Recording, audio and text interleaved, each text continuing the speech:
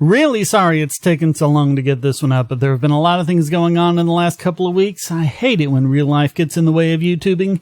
Anyway, yes, it's time for me to answer the monthly AMA. If you're a patron at the $5 level, you get to ask me anything and I'll answer. So here are the questions that patrons had for me in the month of September. First, Jason Maltz asks, what are your thoughts on Noam Chomsky and Howard Zinn? Blah. That about sums it up. Actually, Zinn's pretty good on a few things, mostly his anti-war writings, but on economics and labor theory, the guy was really out to lunch.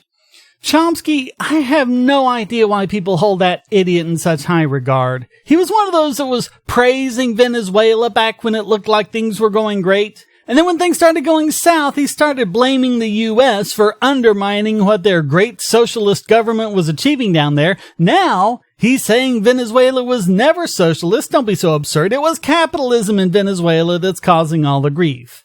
Yeah, typical lying socialist. Josh Havens has kind of a two-part question. Will automation actually permanently destroy jobs, or do you think new jobs will be created to replace them? Second question, if the robots did take all the jobs, how would a libertarian economic system take care of these people? So remember your basic economics. Resources are limited, desires are unlimited. Unless you have a government passing all sorts of misguided regulations that destroy jobs, any jobs lost to automation just mean that labor resources are freed up for other tasks, like the proverbial buggy whip makers that lost their jobs when cars became popular. If this weren't the case, we'd all be starving since very few of us are farmers, when just over 100 years ago it was something like 90% of households. But we all did something else, new jobs that worked with new products that make our lives better.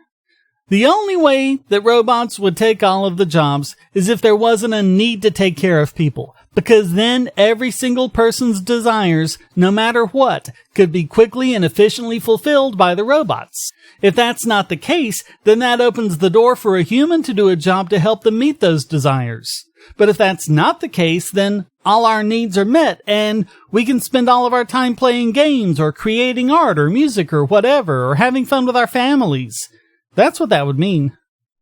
Vignesh Raman writes, with taxation, the government can pool resources in a way that private entities can't to produce things like a space program. Do you think there is a role for government in funding research that's at present too risky or costly for private industries? If so, how can we tell the projects with potential from those that are just wasteful spectacles like the Great Pyramids? Well, you can't. But I think SpaceX has proven that these things can be done by the private sector once government gets out of the way. Pretty much as soon as private companies were allowed to launch satellites, you got EchoStar. Then there's the Sea Launch platform where you can launch without having to get the permission of any government. And if it is too risky or costly to be funded voluntarily, how do you justify funding it with aggression? Pipsqueak asks a question about gaming, but sadly I don't have time to sit down and play games anymore, so the answer I'm afraid is no. Matthew Taormina writes, shouldn't we get rid of all debt enforcement laws? If they did, lenders would be responsible for reckless lending practices. Why should anyone be able to use force to make those who can't pay beyond their means? What, was someone putting a gun to their head and forcing them to take on this debt? As long as there wasn't anything like that going on, and as long as there was no fraud, then people absolutely have the obligation to pay back their debts. And what would be the result of this? You'd have people borrowing money who didn't have to pay it back, so they wouldn't, since people act in their own interests. So there wouldn't be any lending at all after that point, because no one's going to lend to anyone if they don't have to pay it back, and there goes the economy. Remember Say's law. Investment is necessary for economic growth. So if you want to halt and even reverse all the economic wealth we've accumulated, by all means, make it impossible for people to lend and borrow money. Finally, Anachronistic Hades writes, do you believe that altruism is immoral similarly, or is altruism something inherent to human nature that has been perverted in order to manipulate the masses? Well, I can't think of any possible way that wanting to help other people is immoral. And people do. After the Vegas shooting, just like the hurricanes before it, people lined up in droves to give blood, and people donated to help the hurricane victims, and did all sorts of things to help. It's what we do. We're a social species. And yes, government does pervert that to manipulate us, but what government does is theft, not altruism.